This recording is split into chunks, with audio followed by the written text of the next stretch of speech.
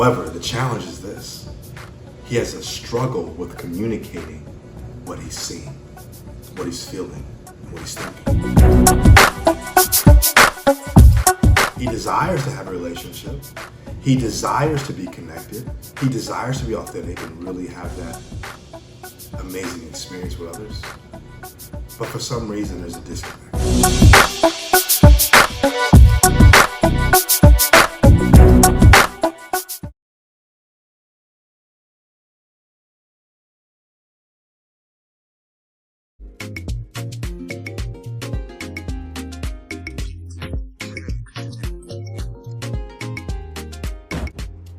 Just as the sun has risen, so should our minds and our heart. Above all things, we ought to have courage.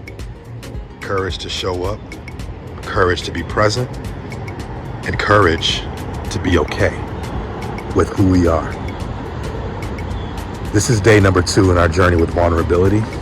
No one ever said it was going to be easy. No one ever said it's going to be a beautiful thing to show up in the moments when you don't want to. However, it's necessary. It's necessary. Ultimately, we all want to be connected. That's the overall objective in this thing we call life, is to be connected. Be connected with our true authentic self, be connected with others, and be connected to our purpose. You see, life truly thrives when we are connected. But what happens when we feel this sense of disconnect? What happens when shame comes in and we feel disconnected from our true self? What happens when we wear this mask of feeling that we're not good enough and maybe we don't have what it takes? What should we do then? Well,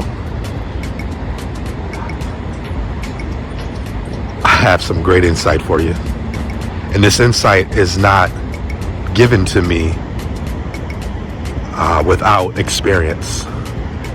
This insight was not given to me without research and without proper observation. You see, this is the result that I've discovered after my personal research, after my observation of others, and after receiving feedback. Yes, there's going to be moments where you're not going to feel good enough. Yes, there will be moments where you'll be disconnected from your purpose, at least it would feel that way. And yes, you will be disconnected from others, at least it would feel that way. And yes, you would also feel disconnected from yourself. However, vulnerability, yeah, that's right. Vulnerability is the access point that allows that reconnection to take place.